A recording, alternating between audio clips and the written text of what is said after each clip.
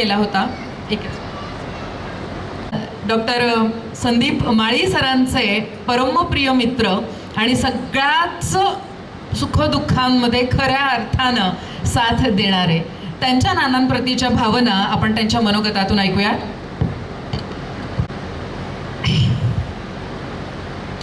मंचावर उपस्थित आजच्या कार्यक्रमाचे सन्मान्य मधुकररावजी पुंड म्हणजेच आदरणीय नाना यांना सर्वप्रथम मी अमृत महोत्सवी वाढदिवसाच्या हार्दिक शुभेच्छा देतो. त्याचसोबत आपल्यामध्ये उपस्थित झालेले सन्माननीय नितीनजी ठाकरे साहेब, सन्माननीय नीलिमाताई पवार, सन्माननीय प्राचार्य डॉक्टर PV रसाळ सर, सन्माननीय डॉक्टर सीतारामजी कोल्हे साहेब, सन्माननीय मधुभाऊ जेजूरकर, सन्माननीय बाळासाहेब जनमाळे आणि आपण सर्व मान्यवर. या ठिकाणी नानांबद्दल बोलायचं म्हटलं तर खूप काही बोलण्यासारखं आहे. कारण संदीपची आणि माझी जी मैत्री झाली, ही मैत्री होण्यामागे जो महत्त्वाचा घटक आहे ते म्हणजे आम्ही निफाड महाविद्यालयात असताना आम्हाला शिकवणारे आदरणीय डॉक्टर रसाळ सर यांच्यामुळे आम्ही मानसशास्त्र विषय स्पेशल घेतला. यांच्यामुळेच आम्ही नाशिकला शिक्षणासाठी आलो आणि 1998 पासून ते आजपर्यंतची आमचा हा जीवन प्रवास अशा प्रकारचा सुरू आहे. याबद्दल आदरणीय रसाळ सरांना धन्यवाद देतो. आता नानांविषयी काय बोलावं तर नाना म्हणजे एक अष्टपैलू व्यक्तिमत्व आहे. त्याचबरोबर नानांकडे जो आत्मविश्वास आहे तो अत्यंत सर्वोच्च अशा दर्जाचा आत्मविश्वास आहे. कुठलंही काम करताना नाना अजिबात डगमगत नाही. इतक्या मोठ्या प्रमाणावर नानांकडे आत्मविश्वास आहे. तसंच धाडस हे अत्यंत मोठ्या प्रमाणावरती आहे. म्हणजेच काय, कुठल्याही गोष्टीमध्ये एकदा पडल्यानंतर त्यामध्ये आपण यशस्वी होऊच अशा प्रकारचा विचार नानांकडे असतो. तसेच नानांचा जो स्वभाव आहे तो अत्यंत विनम्र अशा स्वरूपाचा आहे. कोणीही त्यांच्याजवळ जाण्यासाठी घाबरत नाही. परंतु नानांच्या सुना त्यांना मगा वाटलं की नानांविषयी भीती वाटते तर मी त्यांच्या घरी जाण्याचा माझा जास्त संबंध आलेला आहे.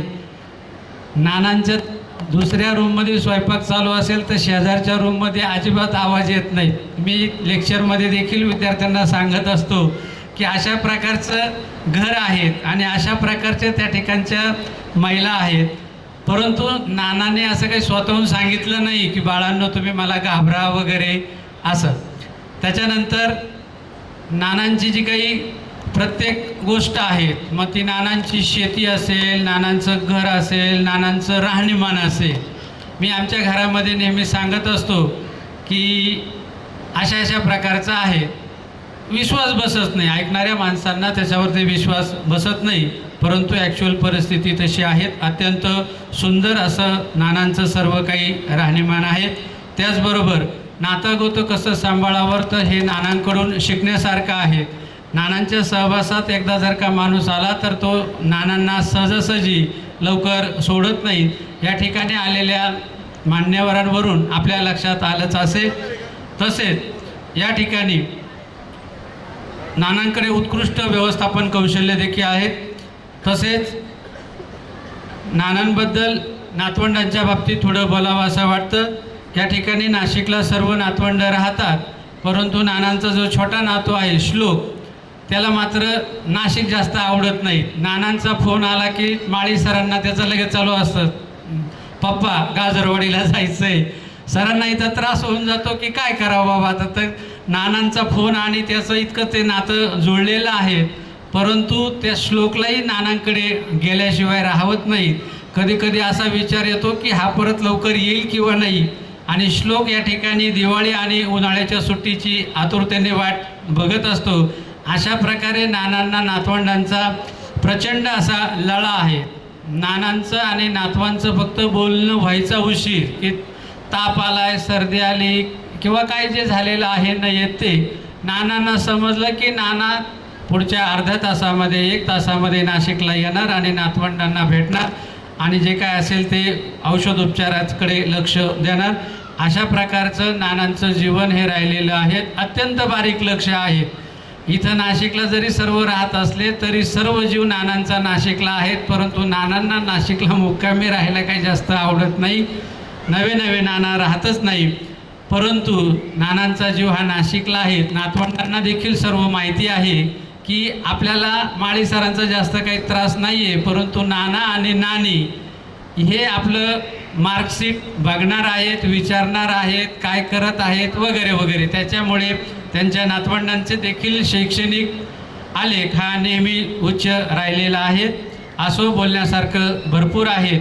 या ठिकाणी नानांचा जो अमृत महोत्सवी वाढदिवस आहे, या वाढदिवसाला मी व माझ्या वाघ परिवाराच्या वतीनं मनपूर्वक हार्दिक शुभेच्छा देतो. तसेच जय जनार्दन आश्रम मित्र परिवाराच्या वतीनेही नानांना वाढदिवसाच्या खूप खूप शुभेच्छा देतो आणि माझं लांबलेलं मनोगत थांबवतो. धन्यवाद.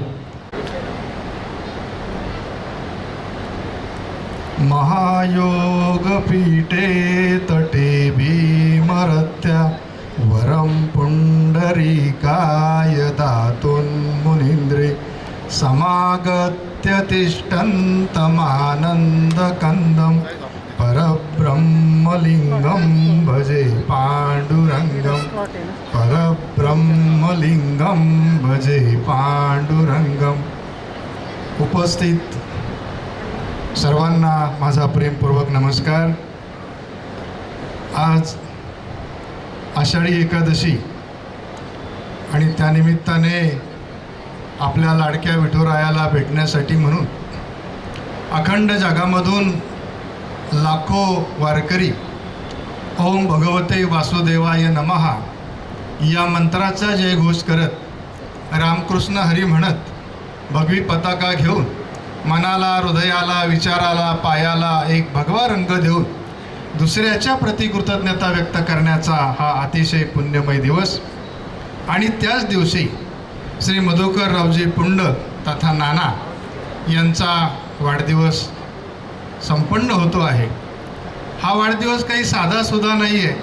75वा वाढदिवस आहे, म्हणजे अमृत महोत्सव आपण ज्याला म्हणतो. सर्वप्रथम मी माळी परिवाराला धन्यवाद देतो, त्यांचं अभिनंदन करतो की त्यांनी अतिशय सुंदर देखणा अशा प्रकारचा कार्यक्रम या ठिकाणी आयोजित केला. माझ्या एकूण अनेक कार्यक्रमांना मी जातो, त्यातला हा दुसरा एक कार्यक्रम आहे. माझे मित्र डॉक्टर रत्नाकर वाघ त्यांनी त्यांच्या आईच्या प्रती असा कार्यक्रम केला होता आणि तो कार्यक्रम करताना त्यांनी जगातल्या सर्व महत्त्वाच्या पवित्र नद्यांचं पाणी आणून आईचा सगळा विधी करून आणि मग त्यांनी कार्यक्रम तो केला होता. आजचा हा दुसरा कार्यक्रम आहे. खरं तर मधुकररावजी पुंड यांच्याविषयी बऱ्याच मान्यवरांनी मनोगत व्यक्त केलं. मनोगत व्यक्त करण्यापेक्षा या सगळ्या गोष्टी मी कशा शब्दांकित करता येईल तसा विचार या ठिकाणी करतो आहे. कमी शिक्षण असतानाही वडिलोपार्जित व्यवसाय, पिठाची गिरणी असेल, ऊसाचं गुऱ्हाळ असेल, इंजिन असेल, ते दुरुस्त करण्याचं काम असेल, 1969चा 72चा दुष्काळ असेल आणि त्या परिस्थितीमध्ये नानांचं राहणं असेल. प्रत्येकाच्या जीवनामध्ये जशी वादळं येतात तशी नानांच्याही जीवनात वादळं आली. आणि ही सर्व वादळं जी असतात ना, ती माणसाला उद्ध्वस्त करण्यासाठी नसतात, तर ही सगळी वादळं आपण कोण आहोत आणि आपण कोणत्या ठिकाणी आहोत याची जाणीव करून देण्यासाठी म्हणून असतात. या कार्यक्रमाच्या निमित्ताने धुळे, जळगाव, नाशिक, नंदुरबार, पुणे या अनेक भागातून पुंड परिवारावर प्रेम करणारे आणि नानांच्या प्रति कृतज्ञता व्यक्त करण्यासाठी मान्यवर उपस्थित आहे. त्यांची मुलं रामदास, दिलीप आणि संदीप, त्याचबरोबर त्यांच्या सुना ज्या आहेत त्या ज्योती, दीपाली आणि वंदना, हे सगळं अतिशय सुंदर अशा प्रकारचं कुटुंब. पांडुरंग, विष्णू, मधुकर हे 3 भावंड, कमळाबाई, जिजाबाई आणि मीराबाई या 3 बहिणी. यासाठी मी फार न बोलता नानांच्यासाठी असं म्हणेन की अवघाची संसार सुखाचा करीन, आनंदे भरीन तिन्ही लोका. या उक्तीप्रमाणे स्वतःच्या बरोबर बहिणींचा, भावांचा, मुलांचा, नातवंडांचा, पै पाहुण्यांचा, सगळ्यांचा संसार सुखाचा व्हावा यासाठी नाना मार्गदर्शन करतात. या कुटुंबाचा मला अभिमान आणि आनंद यासाठी आहे की नानांच्या माध्यमातून ती भीती कशी आदरयुक्त असेल, कोणत्याही प्रकारची असेल, पण एकत्र कुटुंब पद्धती आहे. लहानपणी मला गुरुजींनी एक गोष्ट सांगितली होती, एक काठी जर घेतली आणि ती मोडायला सांगितली तर ती पटकन मोडते, पण अनेक काट्या एकत्र घेतल्या तर त्या मोडत नाही. असं कुटुंबाचा जर विकास करायचा असेल तर त्यासाठी कुटुंब एकत्रितच असलं पाहिजे. वसुधैव कुटुंबकम या तत्वाप्रमाणे नानांनी ह्या कुटुंबाची मोड बांधली आणि म्हणून सर्व समाजाला नानांचं असणारं कुटुंब एक वेगळ्या प्रकारचा आदर्श केलेला आहे.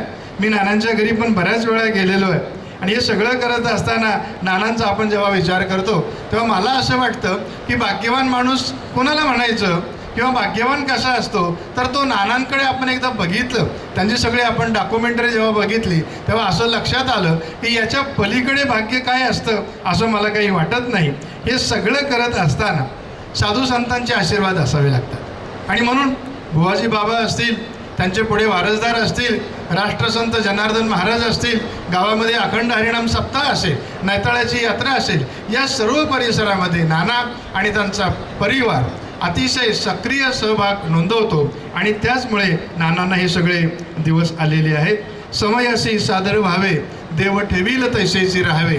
प्रसंग आले, अनेक गोष्टी घडल्या, पण नाना कधी डगमगले नाही. आणि हे सगळं करीत असताना आपण असं म्हणतो की कर्तृत्ववान पुरुषाच्या पाठीमागे एका स्त्रीचा हात असतो आणि म्हणून मंगलताई रासकर कुटुंबामध्ये ओझरच्या असणाऱ्या त्यांचा विवाह झाला आणि गेली 52 वर्ष अतिशय सुखाने आणि आनंदाने त्या संसार करताय. खरं तर दीर्घकाळ लाभणं आणि त्यानंतर असं सगळं वैभव फार लोकांच्या वाट्याला येत नाही. या माऊलीने खूप काम केलं. पै पाहुणे असतील, पडेल ते काम असेल, सगळ्यांवर प्रेम असेल, अतिशय आत्मीय भावाने. म्हणून यांच्याप्रती मला असं म्हणावं वाटतं, लेकुराचे हित वाहे माऊलीचे चित्त, ऐशा कळवळ्याच्या जाती करी लाभाविन प्रीती. कोणत्याही प्रकारचा स्वार्थ किंवा कोणत्याही प्रकारचा लाभ हेतू न ठेवता ही माऊली अखंड काम करते. नुसतं मुलांच्यावर नाही, मित्रांवर पण करते, आमच्यावर पण करते. आम्ही सुद्धा बऱ्याच वेळा नानांच्या घरी गेलो आणि सहज असं जेवण केलं. अतिशय छान असा नानांचा स्वभाव आहे. म्हणून ही माऊली, नाना जर या कुटुंबाचा कळस असेल तर ही माऊली जी आहे, ही माऊली या कुटुंबाचा पाया म्हणून या ठिकाणी काम करते. जन्म येणे दैवा हाती, करणी जग हसवी, असं आपण म्हणतो ना. जन्माला सगळेच जण येतात. माणूस किती दिवस जगला याच्यापेक्षा कसा जगला हे महत्त्वाचं आहे. समाजामध्ये अनेक लोकांकडे पदं आहे, प्रतिष्ठा आहे, पैसा आहे, पण तुम्हाला सांगून ठेवतो, पदं अपघाताने येतात, ठराविक काळापर्यंत राहतात, निघून जातात. पैशाला केव्हाही पाय फुटतात आणि प्रसिद्धी सहज हवेमध्ये उडून जाते. खऱ्या अर्थानं जे टिकून राहतं ना ते म्हणजे माणूसपण, आणि ते माणूसपण नानांनी जपलं, मोठं केलं. आणि हे सगळं करत असताना सगळ्यात महत्त्वाचा भाग आता असा आहे की बऱ्याच कुटुंबांमध्ये मागे उल्लेख केला, या कुटुंबामध्ये एकत्र कुटुंब पद्धती आता राहिलं नाही. मी आणि मी असाच प्रकार या ठिकाणी संपन्न होतोय. पण नानांच्या या सगळ्या सूचनांच्यामुळे, त्यांनी केलेल्या संस्कारांच्यामुळे संदीप माळी आणि त्यांची सौभाग्यवती या सगळ्या कुटुंबातील मुलांना इथं नाशिकमध्ये शिकवतात. नाना, तुम्ही फार भाग्यवान आहात की तुमची 75 एवढ्या रुबाबामध्ये संपन्न होते आहे. तुमच्याकडे बघून मला एक विशेष आनंद वाटतो की निफाड तालुक्यामध्ये दमदार माणसं फार कमी राहिली आणि तुमच्यासारख्या दमदार मिशा असणारी पण फार कमी राहिली. मला या निमित्ताने विनायक दादांची आठवण होते. एकदम जोरदार मिशा असायच्या. माधवराव गीतेंच्या मिशा फार जोरात आहे. कोठोऱ्यामध्ये पुन्हा एक आमचे मित्र आहे मोगल, त्यांच्याही तशाच मिशा आहे. आणि लोणवाडीला चोपडे नावाचे एक ग्रहस्थ आहे. आता मिशाच नाही राहिल्या कोल्हे साहेब लोकांना, होत्या त्या काढून टाकल्या, त्यामुळे काहींच्या फुटायच्याच बंद झाल्या. त्यामुळे नानांचा हा जो एक दबदबा आहे, चेहऱ्याकडे पाहिलं की तो तसा या ठिकाणी निर्माण होतो. आणि या मुलांनी हे सगळं सांभाळलं. याचं एकच मी असं म्हणेन, कुळी कन्यापुत्र होती जे सात्विक, तयाचा हरिक वाटे देवा.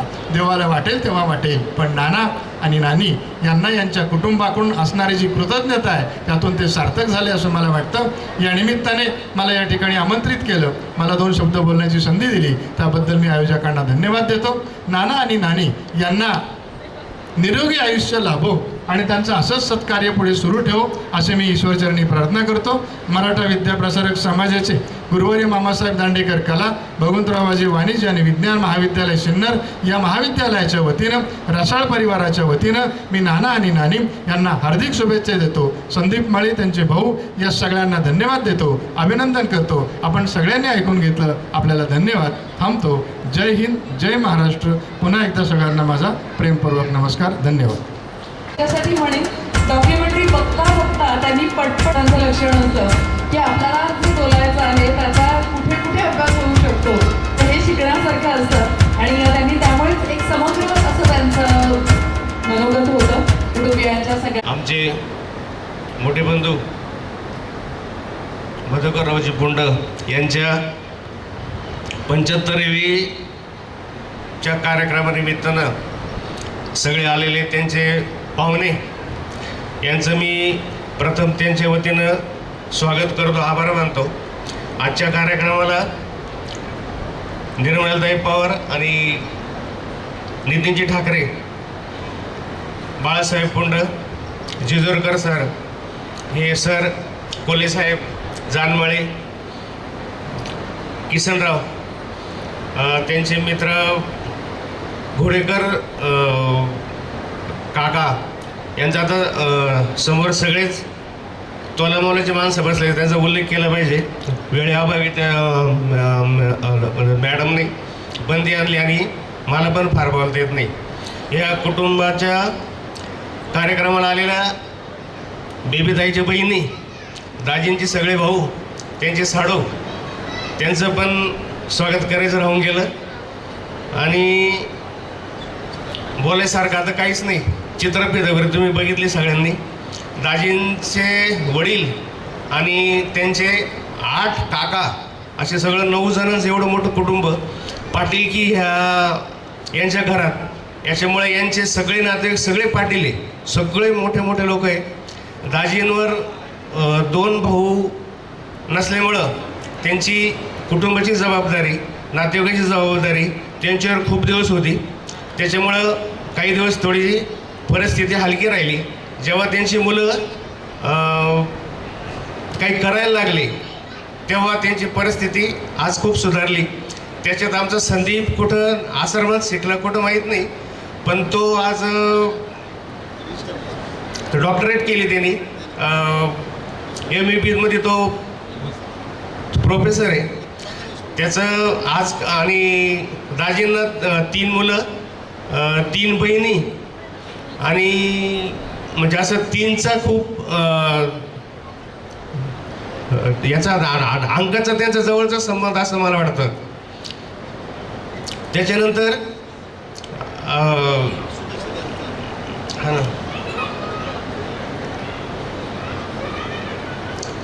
त्यांचं उर्वरित आयुष्य पण खूप भरभराटीत जावो, त्यांची 100वी पूर्ण हो अशी ईश्वरचरणी प्रार्थना करतो आणि थांबतो.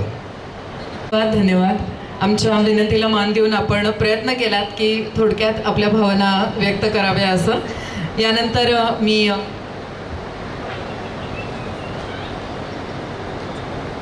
माननीय चंदन शिवे सरांना विनंती करते, आपण शुभेच्छा देण्यासाठी मंचावर यावं. त्या अमृत महोत्सवी वाढदिवसानिमित्त जमलेलो आहोत. सर्वप्रथमतः मी नानांना वाढदिवसानिमित्त मनपूर्वक शुभेच्छा व्यक्त करतो आणि नाना नानी या दोघांनाही वंदन करतो, प्रणाम करतो. खरं तर मी स्वतःला भाग्यवान समजतो की मी नानांच्या परिवाराचा एक घटक बनलो. मी माळी सरांचा मित्र म्हणून जेव्हा जेव्हा नानांच्या घरी गेलो तेव्हा मला नानांनी आपल्या मुलाचा मित्र म्हणून वागणूक न देता आपलाच एक पुत्र आहे, मुलगा आहे अशी मला वागणूक दिली. खरं तर आजच्या या प्रसंगी नानांचं गुणवर्णन करणं खूप महत्त्वाचं आहे, पण वेळाअभावी संदीप सर सांगतात 1 मिनिटात व्यक्त करा. पण जेव्हा जेव्हा मला वर्गामध्ये एकत्र कुटुंब पद्धतीचं उदाहरण द्यायची वेळ येते तेव्हा मला नानांची आठवण येते आणि नानांचं उदाहरण सांगावं लागतं. नानांमध्ये खरंच किती पैसा संपत्ती मिळवली मला माहिती नाही, पण नानांनी जी माणसं आणि प्रेम, आपुलकी, जिव्हाळा हा जो जमवलेला आहे, त्यामुळंच खरं तर नानांच्या या सोहळ्याला इतकी गर्दी झालेली आहे. मी पुनश्च एकदा नानांना वाढदिवसाच्या शुभेच्छा देतो आणि थांबतो. धन्यवाद. म्हणतात ते अगदी खरं आहे. भौतिक श्रीमंतीपेक्षा आपल्या एका हाकेवर एवढी माणसं आपल्यासाठी उपस्थित होतात, ही खरी माणसांची श्रीमंती आहे आणि ही कमावणं खूप कठीण आहे आणि ते नानांनी सातत्याने केलेलं आहे. सगळीच भावंडं आहेत, पण प्रातिनिधिक मी यांना आमंत्रित करते. श्री बाळासाहेब बाबूराव कुळधरण, आपण कृपया यावं. रामकृष्ण हरी. नमो विठ्ठला राजया पांडुरंगा, नमो रुक्मिणी माऊली ज्ञानगंगा, नमो पुंडलिका, नमो चंद्रभागा, नमस्कार माझा रुक्मिणी पांडुरंगा. आमचे दाजी माननीय मधुकररावजी पुंडमाळी यांच्या अभिष्टचिंतन सोहळ्यानिमित्त आपण या ठिकाणी उपस्थित झालात. खरं तर आमचे आजोबा ठाकाजी गिनू कुळधरण यांना 2 मुलं, बाबूराव आणि दामोदर, आणि 5 मुली. 5 मुलीपैकी 1 मुलगी म्हणजे आमच्या दाजींची आई. आणि इवलेसे रोप लावियेले द्वारी, त्याचा वेलू गेला गगनावरी. मोगरा फुलला फुले विचिता, ती बहरू कळी अशी आला. अशा प्रकारचा हा वेळ हा या ठिकाणी वाढत चाललेला आहे. या निमित्तानं संत नामदेव महाराज म्हणतात, अकल्प आयुष्य भावे तया कुळा, माझी या सकळा हरीच्या दासा. कल्पनेची बाधा न हो कोणे काळी, ही संत मंडळी सुखी असो. अहंकाराचा वारा न लागो राजसा, माझ्या विष्णुदासा भाविकासी. नामा म्हणे तया असावे कल्याण, ज्या मुखी निधान पांडुरंग. असा हा मोठा परिवार, आणि या परिवाराला या ठिकाणी नानासारखे किंवा आमच्या मधुभाऊंसारखे किंवा आमच्या दाजीसारखे या ठिकाणी व्यक्तिमत्व लाभलं. खरोखर हे कुटुंब खूप भाग्यवान आहे. रामदास असेल, दिलीप असेल, संदीप असेल, त्यांच्या स्नुषा असेल, वंदना, दीपाली, ज्योती, नानांचे भाऊ विष्णुभाऊ असतील, त्याचबरोबर पांडुरंग भाऊ असेल, यांची या निमित्तानं आपल्याला या ठिकाणी आठवण होते. अनेक वेळा माळेगाव हवेली या ठिकाणी मामाचं घर असल्यामुळं नानांचं त्या ठिकाणी येणं जाणं राहायचं. आमच्या आत्यांबरोबर त्या ठिकाणी ते यायचे जायचे. आमच्या आत्या दिवंगत स्वर्गवासी झाल्या, परंतु त्या सांगून गेल्या की जरी मी या ठिकाणी या जगामध्ये या इहलोकामध्ये नसले तरीसुद्धा एकमेकांनी हा जो प्रवास आहे हा प्रवास चालू ठेवावा. कोणताही सुखदुःखाचा कार्यक्रम असेल तर नाना या ठिकाणी आमच्या आजोळे त्या ठिकाणी येत असतात. दामोदर आणि बाबूराव हे 2 मामाश्री नानांचे. त्याचबरोबर आमच्या आत्या अंजनाबाई रावजी पुंड माळी, आमचे मामा रावजी गंगाराम पुंड माळी. खरोखर त्या काळामध्ये इतकी श्रीमंती होती की आमच्या आजोबांनी या श्रीमंत घरामध्ये त्या ठिकाणी ही अंजनाबाई दिली आणि हा वेळ त्या ठिकाणी हळूहळू वाढत गेला. आपुलिया हिता जो असे जागता, धन्य माता पिता तयाची, हा कुळी कन्यापुत्र होती जे सात्विक, तयाचा हरिक वाटे देवा. खरोखर देवाला सुद्धा या कुटुंबाचा हरिक त्या ठिकाणी वाटत असतो. मागाशी सरांनी वर्णन केलं की याच्या माऊली आहे आमच्या अक्का कमळाबाई, कमल अक्का. लेकुराचे हित वाहे माऊलीचे चित्त, ऐशी कळवळ्याची जाती करी लाभाविन प्रीती.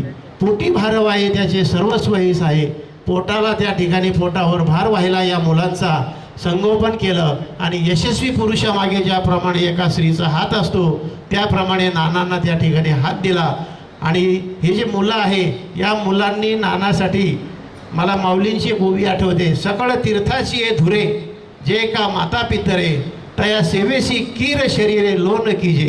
कीर शरीरे म्हणजे आपण हे जे शरीर आहे हे शरीर ओवाळून जरी टाकलं आपल्या आईवडिलांवरून तरीसुद्धा त्यांचे उपकार फिटणार नाही. जगी ऐसा बाप व्हावा, त्याचा वंश वृद्धीस जावा. माय बाप केवळ काशी, तेने न जावे तीर्थाशी. पुंडलिके काय केले, परब्रह्म उभे ठेले. आणि म्हणून या ठिकाणी 84 लक्ष योनीमध्ये या ठिकाणी हा जो जन्म आहे हा जन्म एकदाच मिळतो.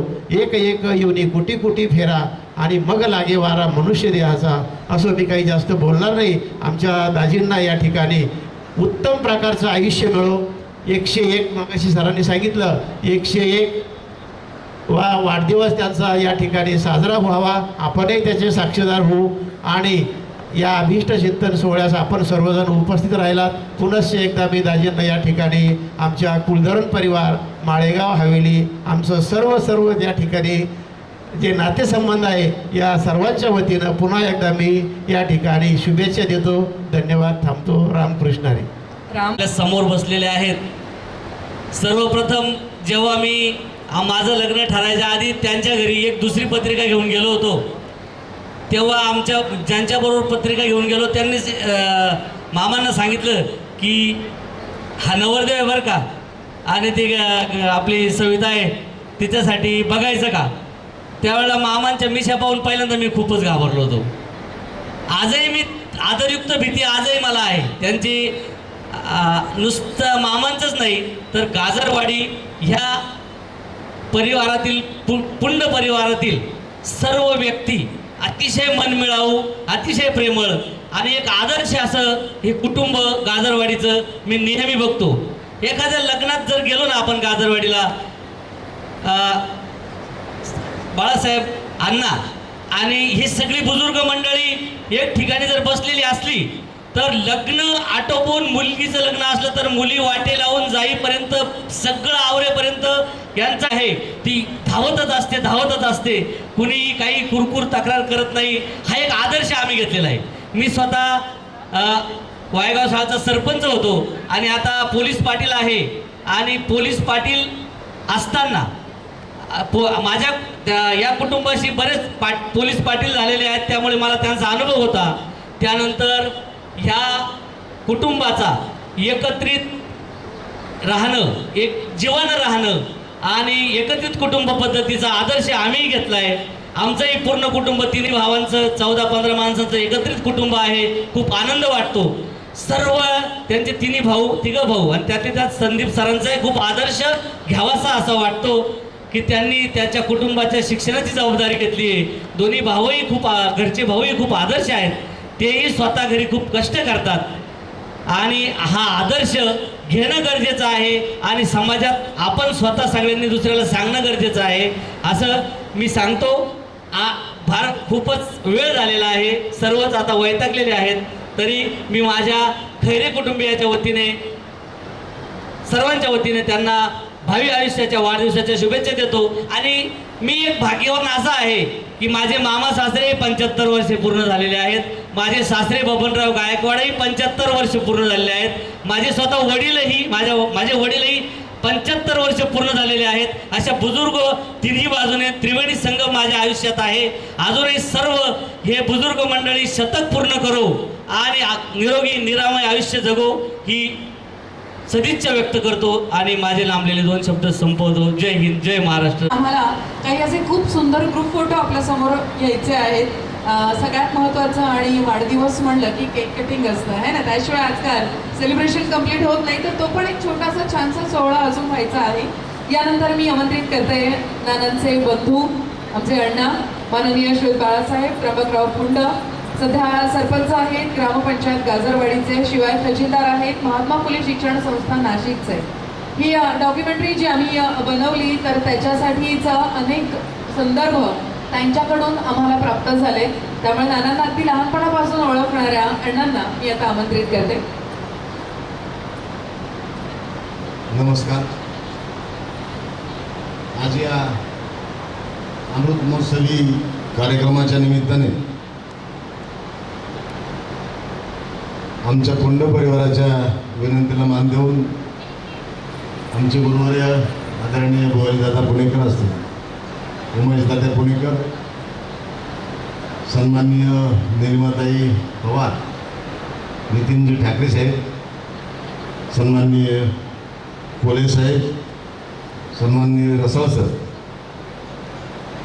बाळासाहेब जानमाळी, मधुकर भाऊ जजूरकर, नावं घेण्यासारखी बरीच माननीय सन्माननीय व्यक्ती या ठिकाणी उपस्थित आहेत.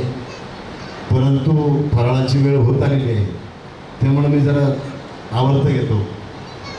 आज ज्यांचा अभिष्ट चिंतन सोहळा होतो ते आमच्या सर्वात आमच्या वडिलांच्या पिढीमध्ये सर्वात मोठे असलेले रावजी बाबा, आम्ही सर्व कुटुंब त्यांना भाऊ म्हणायचो. आणि त्यांचे हे सुपुत्र रावजी बाबांना 3 मुलं 3 मुली. आणि सर्वात ज्येष्ठ बंधू पांडुरंग दादा, त्यांना आमचं सर्व पूर्ण कुटुंब दादा म्हणून संबोधायचं.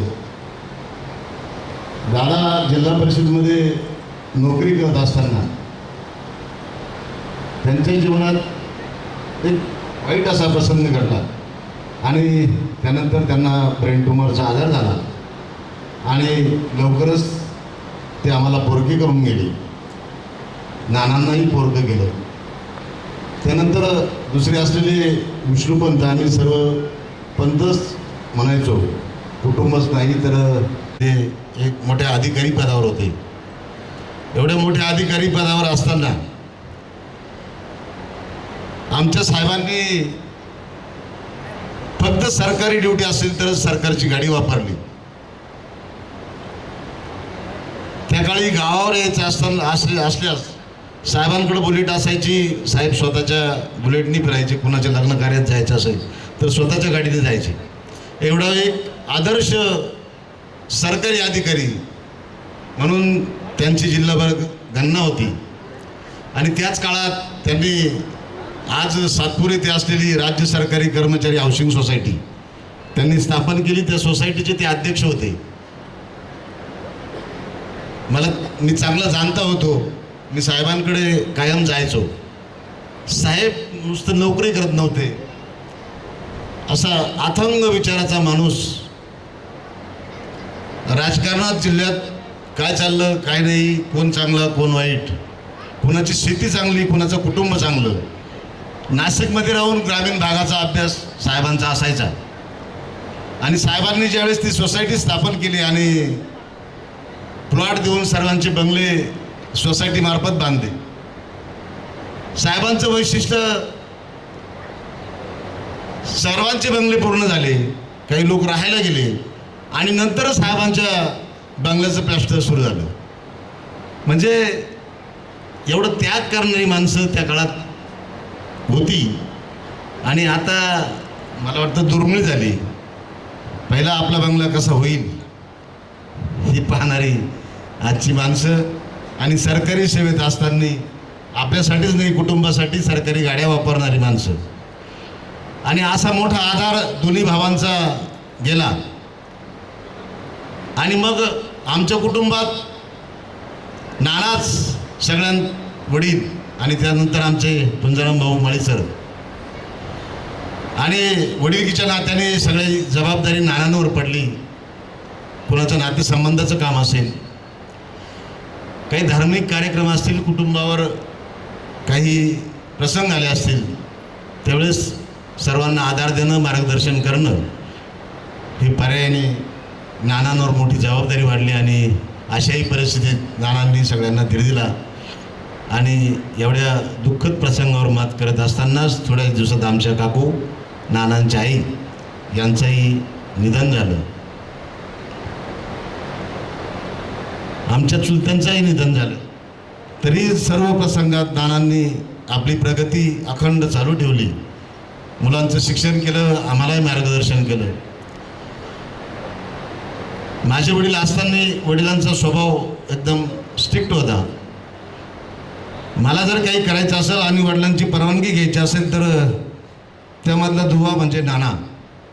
मी नानांकडे ती तक्रार मांडायची, नाना मला असं करावंसं वाटतं. आणि मग माझ्या वडिलांकडे जाऊन नानांनी ती परवानगी घ्यायची आणि मग मला पुढं काय करायचं असेल तो करायला परवानगी मिळायची. असे आमचे नाना सर्व कुटुंबाची जबाबदारी सांभाळली. आपलं कुटुंबही सुशिक्षित केलं. आणि बोलण्यासारखं खूप आहे, परंतु सन्माननीय मान्यवर कोले साहेबांनाही बोलायचं आहे. असे नाना घडले. अनेक प्रसंगात कुठंही खचून न जाता त्यांनी त्यांच्या जीवनाचा मार्गक्रम चालू ठेवला. आणि मुलांवर चांगले संस्कार, चांगले शिक्षण मुलांना दिलं. त्याबद्दल आमच्या कुटुंबावर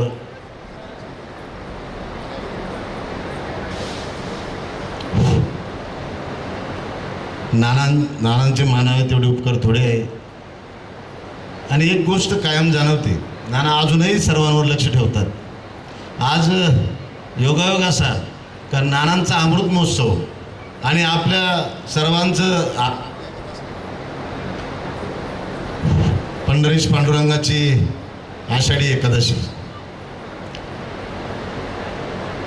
आपण पंढरपूरला दर्शनाला जातो त्यावेळेस आपल्याला त्या मंदिरामध्ये एका बाजूला विठ्ठलाची मूर्ती असते आणि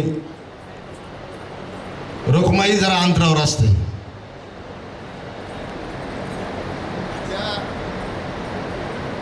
त्या विठ्ठलाची रोखमाई अंतरावर असते, परंतु आमची विठ्ठलाची रोखमाई आमच्या नानांना सोडायलाच तयार नाही, कायम नानांच्या संगतीच असते.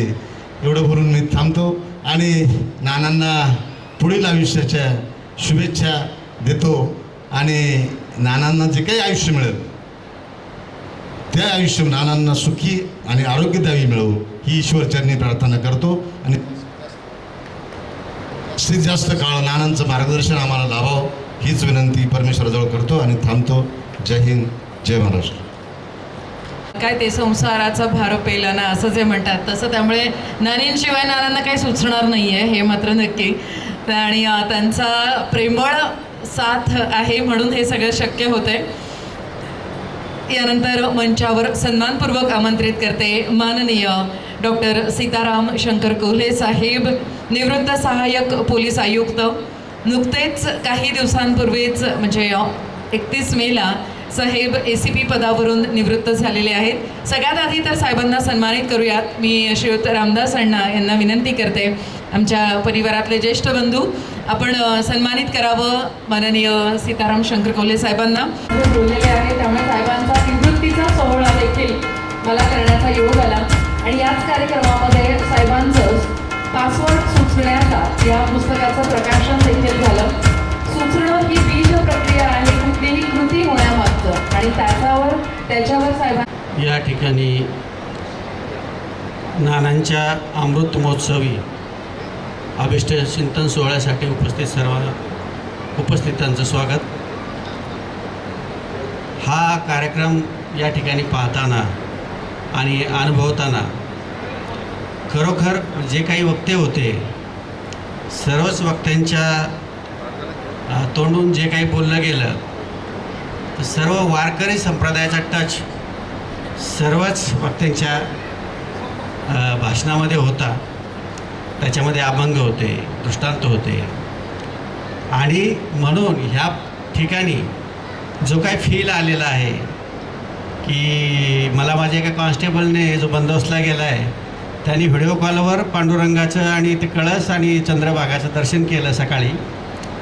पण आज आषाढीच्या निमित्ताने इथे जणू काही हे सगळे वारकरी जमलेले आहेत आणि विठ्ठल रुक्मिणी साक्षात या ठिकाणी हजर आहेत. तो फील मला या ठिकाणी आला. खरं म्हणजे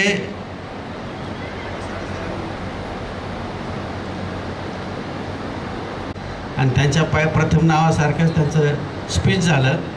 तितकं ओघवतं कदाचित नाही बोलता येणार, परंतु प्रयत्न करतो. संदीप माझा खूप जवळचा मित्र आहे आणि त्या कार्यक्रमाला जायचं म्हणून घाईत निघालो. मुंबई इथल्या औरंगाबाद नाक्यापर्यंत आलो, पण तिला सासऱ्याचं सेवा करण्याची संधी मिळाली नाही. कारण माझ्या प्रोफेशन काळात वडिलांचं निधन झालं आणि ते सतत आमच्या घरात तो विषय होत असतो की मी हे केलं असतं ते केलं असतं. आणि एक सासऱ्याच्याच आपण अमृत महोत्सवाला जातो म्हणून तिने काल परवापासून जी लगबग केली आणि तिचं ते सगळं पार्सल घरीच विसरलं. आणि म्हणून आम्ही औरंगाबाद नाक्यापासून परत सूचनाचा पासवर्ड तिला त्यावेळेस सुचायला पाहिजे होतं पण तेच सुचलं नाही आणि परत आम्ही गेलो, ते घेऊन आलो. म्हणून आम्हाला थोडा उशीर झाला. संदीपची आणि माझी ओळख कशामुळे झाली, मी PSI असताना मला मानसशास्त्रामध्ये तज्ज्ञ व्हायचं होतं. कारण सगळं पोलिसाचं काम हे ह्युमन बिहेवियरशी चालतं. आणि मी ज्यावेळेस ऑन ड्युटी असताना सिन्नरवरून पंचवटी कॉलेजला ॲडमिशन घेतलं. सगळी मुलं कॉलेजला येऊन घरी जाणारे, सकाळचं कॉलेज असायचं. मला ड्युटीला 10ला जायला लागायचं आणि सकाळीच यायचो. त्यावेळेस मला असं काही बॅकअप कोणी भेटायचं नाही, कारण मला पिरियड चुकला, लवकर जायचं आहे, तर कुणाशी बोलायचं. आणि मला सांगितलं की तुम्ही जनार्दन स्वामींचे आशीर्वाद घ्या, तुम्हाला तिथं आशीर्वाद मिळतील. मला त्या वाक्याचा अर्थ त्यावेळेस त्या लोकांनी कळला नाही. ज्यावेळेस मी आश्रमात गेलो त्यावेळेस तिथं हे 2 मुलं संदीप आणि बाळासाहेब झाडलोट करून त्या ठिकाणी शिकत होती. आणि 2002ची गोष्ट, आज 22 वर्ष झाली. एक आठवड्यामध्येच त्यांनी हे सांगितलं मला, बोलताना खूप गमती जमती आहेत आमच्या त्यांच्या, की ते स्वीट खावा वाटलं तर बाजूच्या इकडं लॉन्स वगैरे त्यावेळेस कमी होते, लग्न कुठंतरी असलं की जायचं आणि स्वीट खायचं, असं संदीपचं सगळं जीवन. आणि मला एक आवर्जून हे सांगावं वाटतं की तो ट्रायंगल जो जमला, की मी सिन्नरवरून पंचवटी कॉलेज नाशिकला येणे आणि नाशिकवरून गाजरवाडी निफाड, हा मधला जो ट्रायंगल तो 22 वर्ष पूर्वी कसा होता. दुसऱ्याच आठवड्यात ज्यावेळेस भेट झाली, संदीपनी सांगितलं नानांनी तुम्हाला बोलवलं आहे, कारण आठवड्याभरात त्यांनी माझा परिचय दिला की एक PSI आमच्या वर्गामध्ये ॲडमिशन घेतलेलं आहे. आणि तो ट्रायंगल जो सुरू झाला, मी नाशिकला येणं आणि त्यांनी गाजरवाडीवरून सिन्नरला येणं, आणि रात्रीच्या नाईट राऊंडमध्ये आम्ही 3 जण अभ्यास करायचो. ते मोटरसायकलवर यायचे आणि प्रत्येक वेळेस त्यांच्या तोंडामध्ये सदन बनवलं आहे, नानांनी तुम्हाला तिकडं बोलवलं आहे. म्हणजे नाना हा संदीपच्या तोंडामध्ये नाना हा शब्द सातत्याने. आणि मला ते जाणवलं की पृथ्वी प्रदक्षिणा ज्यावेळेस घालायची होती सर्व देवांना, आणि सर्व देव थकले आणि एकच देवाची आपण आता पूजा करतो, तो म्हणजे गणपती. त्याचं कारण असं की गणपतीचं उदाहरण पण देता येईल मला सुचल्यासाठी.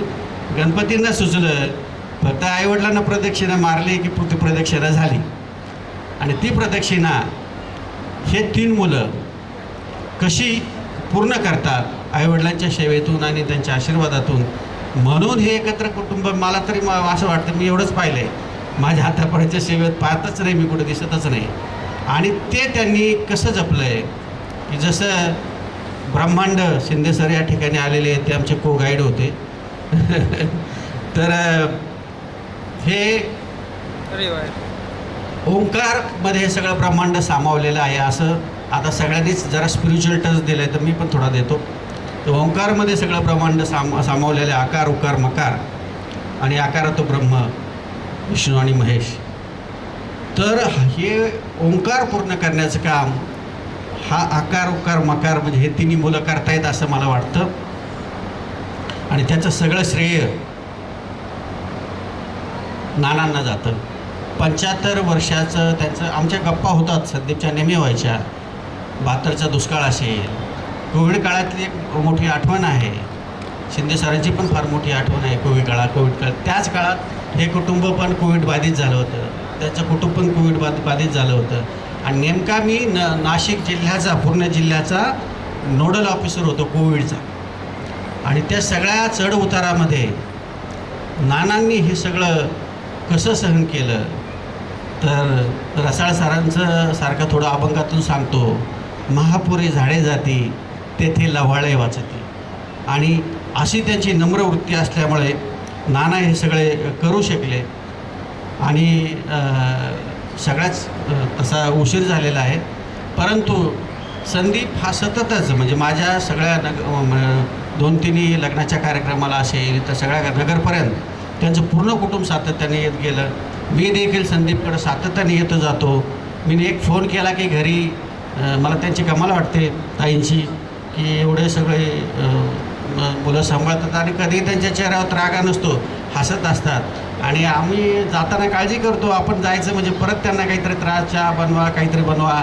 पण गेलं की जसा प्रसंग असेल, थंडीचे दिवस असले भजे रेडी असतात आणि नंतर चहा असतो, नुसता चहा कधी नसतो. हे मुलं सगळे हसत खेळत असतात. त्यांची मुलगी, संदीपची मुलगी, ती हार्मोनियम फार छान वाजवते. म्हणजे हा सगळा जो वारकरी संप्रदायाचा पगडा, नानांचा मिशाचं राज पण मला कळलं की ते नाटकात पूर्वी कामं करायची म्हणून ते रुबाबदार एवढं सगळं त्यांचं व्यक्तिमत्व आहे.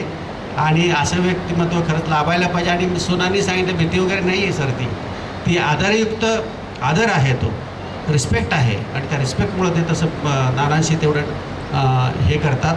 आणि मुलांनी जे सांगितलं ह्या नानांच्याबद्दल खरोखर म्हणजे मला इतका आदर आहे की मी ज्यावेळेस जातो तर त्यावेळेस वडिलांच्या भूमिकेत मी पाहतो. आणि संदीप माझा भाऊ अशा पद्धतीने संदीप पण सांगेल, त्याला पण जाणवेल की कधी मी एक ऑफिसर आणि असं काही कधी डिस्टन्स ठेवलं नाही. हे मुलं आश्रमात असतानासुद्धा तेच माझं बिहेवियर होतं आणि तसंच आमचं बॉन्डिंग होतं. आणि यांची शेती एकदम छान. नाना हे दोन्ही भाऊ फार छान शेती करतात. ते कशाहून समजलं मला, मागच्या महिन्यामध्ये मी गावाकडं गेलो आणि मला आता सांगू का, तुला राग नको घ्यायला तुला चाडूचं, की म्हणे ते काय खाणार, म्हणलं जेवण करणार नाही मी. मग काय करणार, म्हणलं भजी वगैरे बनवा. कशाची, गिलक्याची. ते गिलक्याची भजी साडू आणायला गेले, ते मार्केटमध्ये जाईपर्यंत दोडके झाले आणि दोडके घेऊन आले. आता दोडक्याची भजी कशी करायची, असा सगळा जो प्राणायाम होता. तर यांच्या शेती एकदम बहारदार हे दोन भाऊ गावाकडे करतात. हे कशावरून जाणवायचं की आत्तापर्यंत गेली 22 वर्षात माझी द्राक्षाची पेटी चुकलेली नाही. आणि संदीप मी द्राक्षाची पेटी घेऊन येतो असं कधीच बोलला नाही. नानांनी द्राक्षाची पेटी तुम्हाला पाठवली, बरोबर आहे का संदीप? अशा प्रकारची ह्या डॉक्युमेंटरीमध्ये दिघे मॅडमनी ती डॉक्युमेंटरी बनवलेली आहे. आणि त्याच्यामध्ये जे काही उल्लेख केला, महापुरे झाडे हे तर अभंग सांगितला मी, पण जो कुळी कन्यापुत्र होती जे सात्विक त्याचा हरिक वाटे देवा. तर देवाला काय आपल्या सगळ्यांना ते हरिक वाटायला पाहिजे. जसं नानांना आणि नानींना वाटते तसं आपल्या सगळ्यांना ह्या तिघा अपत्यांचं हरिक वाटायला पाहिजे. मी नानांना भविष्यकाळासाठी निरोगी आरोग्य, आर्थिक स्थैर्य, सामाजिक स्थान जे आहे ते दिसतंच आहे आणि मानसिक समाधान लाभो असं माझ्या कोल्हे परिवाराच्या वतीने, पोलीस विभागाच्या वतीने आणि पांडुरंगासारखा, विठ्ठल रुक्माईसारखा हा जोडा आपण जसं म्हटलं पुढं आपण 100 आणि 121 दिन, कारण त्यांना दीर्घायुष्य आपण लाभो आणि आम्हाला हजर ठेवावं, म्हणजे आमचे तेवढं आयुष्य असेल अशी परमेश्वरचरणी प्रार्थना करून माझे 2 शब्द संपवतो. जय. प्रेम आहे, वात्सल्य आहे, आदरभाव आहे आणि म्हणूनच नानांना आपण शुभेच्छा देण्यासाठी इथे उपस्थित आहात. मी आता नानांचे तिन्ही पुत्र, तिन्ही सुना आणि 6 नातवंड यांना वरती आमंत्रित करते. आपण केक कटिंग करणार आहोत, तोंड गोड करणार आहोत. माहिती आहे आज आषाढी आहे, उपवासाचा केक आहे, मिल्क केक आहे त्याच्यामुळे पण केक कटिंग व्हायला पाहिजे. कारण याचा एक चांगला भाग मला असा जाणवतो केक कटिंगचा की केक कापणारी व्यक्ती कधी स्वतःच तो खात नाही, आधी त्यांना कोणीतरी भरवतं किंवा ते आधी कोणाला तरी भरवतात. याचा अर्थ असा की केक कटिंग म्हणजे गोडवा. आपल्या आयुष्यामध्ये येणाऱ्या या गोड क्षणांचे आपण एकटेच हकदार नसतो. ही इतर सगळी मंडळी आपल्यावर प्रेम करणारी प्रियजन आहेत, म्हणून या गोडव्याला अर्थ आहे. म्हणून आज आषाढी एकादशी आमचे विठू माऊली नाना नानी आपण सर्वजण आमच्या निमंत्रणाला मान देऊन आमच्या या आनंदामध्ये सहभागी झाला त्याबद्दल आपणा सरचिटणीस निलिमाताई पवार, विद्यमान सरचिटणीस साहेब नितीन भाऊजी ठाकरे साहेब, आमचे गुरु प्राचार्य doctor P V. Rasal sir, V R. Shinde sir, A M. Bachhav sir, आमचे गुरुस्थानी पितृतुल्य आणि आमचे मित्र डॉक्टर कोल्हे साहेब, आमचे आश्रमातील गुरुस्थानी असलेले मधुभाऊ जेजुरकर, बाळासाहेब जानमाळे, सर्वच आप्तेष्ट, या सर्वांचं मी या कुटुंबाच्या परिवाराच्या वतीने मनपूर्वक आभार व्यक्त करतो. या कार्यक्रमाची शोभा वाढवण्यासाठी अनेक मित्रांनी आम्हाला मार्गदर्शन केलं. त्यामध्ये प्रामुख्याने कोल्हे साहेब आहे, बाळासाहेब वाघ आहे, संतोष वाघ आहे, प्रवीण दराडे आहे, चंदन शिवे सर आहे, थोरात सर आहे, कांडेकर सर आहे. सगळेच मित्र परिवारातील या सगळ्यांचंच या कार्यक्रमासाठी मोठं आम्हाला मार्गदर्शन लाभलं. या कार्यक्रमासाठी उपस्थित असलेल्या आमच्या नात्यातल्या सर्व आत्या, मामा मंडळी, मावशा, काका, आमचे भाऊबंदकीतले सर्व ज्येष्ठ आमचे आणि त्याचबरोबर बाल गोपाल हे सगळे या कार्यक्रमासाठी आवर्जून उपस्थित राहिले. खरं तर गाजरवाडीला कार्यक्रम घ्यावा की नाशिकला असं करताना बऱ्याच पाहुण्यांनी गावच्यांनी सल्ला दिला की नाशिकला घ्या.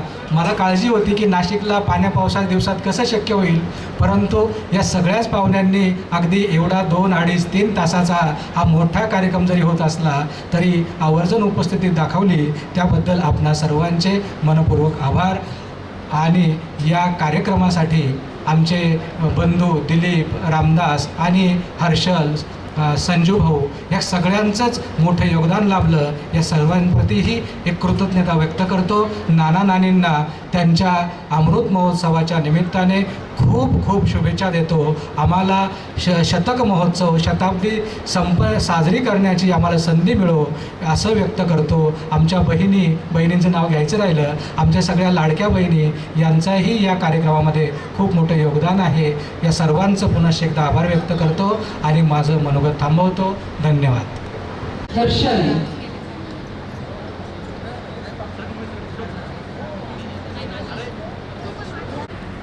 त्यांनी कृपया वरती यावं. नानांच्या दोन्ही भाऊ आहे, आपण वर या कृपया. तुम्ही गाणं द्या. चला, या सगळ्यांच्या उपस्थितीत नाना आपल्या वाढदिवसाचा 75व्या वाढदिवसाचा केक आपण आता कापणार आहात. Happy birthday